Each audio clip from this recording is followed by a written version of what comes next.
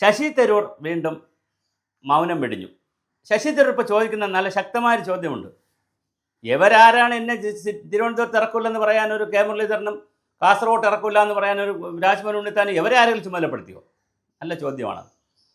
സ്വാഭാവികമായിട്ട് പിന്നെ AICCയുടെ നേതാവാണ്, വലിയ നേതാവാണ് അദ്ദേഹം ശശി തരൂർ.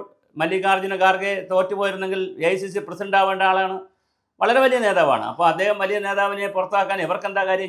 എനിക്ക് അഭിപ്രായം പറഞ്ഞൂടെ എന്നുള്ളതാണ് ശശി തരൂരിൻ്റെ ചോദ്യം. KPCC പ്രസിഡന്റ് പോലും അഭിപ്രായം പറയുന്നില്ല. പ്രതിപക്ഷ നേതാവിൻ്റെ അടുത്ത് ചോദിച്ചാൽ വി ഡി സതീശനോട് ചോദിച്ചാൽ വി ഡി സതീശൻ പറയും അത് ഡൽഹിയിൽ നിന്ന് പറയട്ടെ. KPCC പ്രസിഡന്റിനോട് ചോദിച്ചാൽ ഡൽഹിയിൽ നിന്ന് പറയട്ടെ. രമേശ് ചെന്നിത്തല പറയുന്നു ഡൽഹിയിൽ നിന്ന് പറയട്ടെ. എല്ലാവരും ഡൽഹിക്ക് വിടുമ്പോൾ എന്തിനാണ് ഞാൻ എവിടെ ഇറങ്ങണമെന്നുള്ളത് ഞാൻ തീരുമാനിക്കും എന്നുള്ള നിലയിൽ ശശി തരൂർ രംഗത്ത് വന്നിട്ടുണ്ട്. അതിനിടയിൽ കേൾക്കുന്ന വേറൊരു വാർത്ത, Shashi Tharoor Indian vice president ആവുമോ? കാരണം ആൾറെഡി വൈസ് പ്രസിഡന്റ് രാജിവെച്ചു, പുതിയ പേരുകൾ ഒരുപാട് ഡൽഹിയിൽ ഉയരുന്നുണ്ട്. അതിലൊരു പേരായി മാറുമോ ശശി തരൂർ എന്നുള്ളൊരു ചോദ്യമുണ്ട്. എന്തായാലും ശശി തരൂർ ഒരു ഫൈറ്റർ തന്നെയാണ്, ബോൺ ഫൈറ്ററെ പോലെയാണ്. ഇൻബോൺ ഫൈറ്റർ എന്നൊക്കെ പറയില്ലേ, ജന്മം കൊണ്ട് പോരാളി തേരാളിയായെന്ന് പറയില്ല. അദ്ദേഹം നന്നായി ഫൈറ്റ് ചെയ്യുന്നു. അകത്തു നിന്നാണ് ഫൈറ്റ് ചെയ്യുന്നത്, അതാണ് എൻ്റെ രസം. പുറത്ത് പോയിട്ട് ഫൈറ്റ് ചെയ്യല്ലോ. ഒരാൾ പുറത്ത് പോയി ഫൈറ്റ് ചെയ്യുക എന്ന് പറഞ്ഞാൽ എളുപ്പമാണ്, പക്ഷേ ഒരു VS മോഡലാണ്.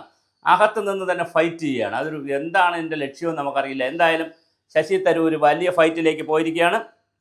തീർച്ചയായിട്ടും ശശി തരൂർ ഈ ഫൈറ്റിലേക്ക് പോകുമ്പോൾ എന്താണ് ഇവിടെ ഫൈനലായി ഉണ്ടാവുമെന്ന് നമുക്കറിയില്ല.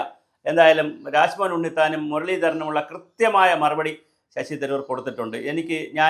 ഞാൻ തീരുമാനിക്കും ഞാൻ എങ്ങനെ പ്രവർത്തിക്കണം, പ്രതികരിക്കണമെന്ന്. അതിൽ ഇവരാരും അഭിപ്രായം പറയേണ്ട കാര്യമില്ല. മാത്രമല്ല തിരുവനന്തപുരത്ത് MP ആണ് അദ്ദേഹം.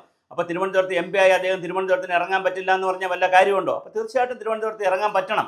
അതുകൊണ്ട് തന്നെ അദ്ദേഹം MP ആണ്. അപ്പോൾ MP ആയതുകൊണ്ട് തിരുവനന്തപുരത്ത് ഇറങ്ങേണ്ടതാണ്, തിരുവനന്തപുരത്ത് കാര്യങ്ങൾ അദ്ദേഹം നോക്കേണ്ടതാണ്. പിന്നെ ഭാവി മുഖ്യമന്ത്രി ആവണമെന്ന് അദ്ദേഹത്തിന് ആഗ്രഹമുണ്ടെന്നുള്ള നിലയിലുള്ള ചില വാർത്തകളൊക്കെ വരുന്നു. അതുപോലെ തന്നെ മറ്റ് രാജ്യങ്ങളിൽ നിന്നുള്ള രാജ്യങ്ങളിലേക്കുള്ള അംബാസഡറായും പ്രതിനിധിയായിട്ടൊക്കെ പോകുന്ന വാർത്തകൾ വരുന്നു.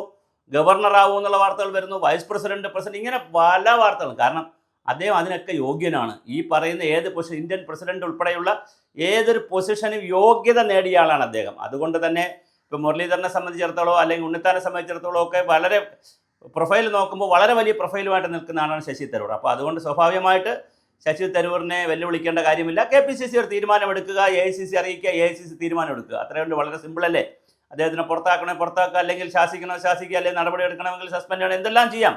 പാർട്ടിക്കകത്ത് എന്തെല്ലാം കാര്യങ്ങൾ ചെയ്യാം. പക്ഷെ അതൊന്നും ചെയ്യാതെ ഇവരെല്ലാം അങ്ങോട്ടും ഇങ്ങോട്ടും മത്സരിക്കുകയും ബഹളം ഉണ്ടാക്കുകയും ചെയ്തപ്പോൾ അവസാനം ശശി തരൂർ മനസ്സ് തുറന്നിരിക്കുകയാണ്. എൻ്റെ അടുത്ത് ഈ ബഹളമൊന്നും വേണ്ട, ഇവരാരാണിത് എന്നെ കറക്റ്റ് ചെയ്യാൻ, ഇവരെ ആര് ചുമതലപ്പെടുത്തി എന്നുള്ളൊരു ചോദ്യം വളരെ പ്രസക്തമായി പൊളിറ്റിക്കൽ സർക്കിളുകൾ കറങ്ങുന്നുണ്ട്. ശശി തരൂരിൻ്റെ ആ ചോദ്യം കറക്റ്റാണ്. കാരണം അദ്ദേഹം ചോദിക്കുന്നത് ശരിയാണ്. ഞാൻ ഒരു തെറ്റ് പറഞ്ഞിട്ടുണ്ടെങ്കിൽ, അല്ലെങ്കിൽ ഞാൻ എന്തെങ്കിലും ഒരു പ്രസ്താവന നടത്തിയിട്ടുണ്ടെങ്കിൽ അതിൽ തെറ്റ് കണ്ടുപിടിച്ചിട്ടുണ്ടെങ്കിൽ എന്നെ കറക്റ്റ് ചെയ്യേണ്ടത് ആര്? നിങ്ങളാണോ? നിങ്ങൾ താഴെക്കിടയിൽ നിൽക്കുന്ന നേതാക്കളാണോ മുതിർന്ന നേതാക്കളെ കറക്റ്റ് ചെയ്യുന്നത്? അല്ലാതെ നിങ്ങൾ വർത്തമാനം പറഞ്ഞ് സാധാരണ മൈക്ക് കിട്ടുമ്പോൾ അല്ലെങ്കിൽ ഈ മീഡിയ കാണുമ്പോൾ വർത്തമാനം പറഞ്ഞ് കളയരുത് എന്നുള്ള രീതിയിലാണ് ഈ കാര്യങ്ങൾ പോയിക്കൊണ്ടിരിക്കുന്നത്. എന്തായാലും ശശി തരൂരിൻ്റെ ഭാവിയെ സംബന്ധിച്ചും അദ്ദേഹത്തിൻ്റെ നിലപാടുകളെ സംബന്ധിച്ചും വളരെ താമസിയാതെ തന്നെ നമുക്ക് അറിയാൻ പറ്റും.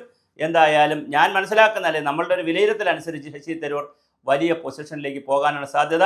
മോഡിയുടെ മാസ്മരികമായ വലയത്തിൽ, കരിസ്മാറ്റിക് വലയത്തിലേക്ക് അദ്ദേഹം പോയിട്ടുണ്ട്. തീർച്ചയായിട്ടും ശശി തരൂരിന് വലിയൊരു പോസ്റ്റ് കിട്ടാനുള്ള എല്ലാ സാധ്യതയും കാണുന്നുണ്ട്.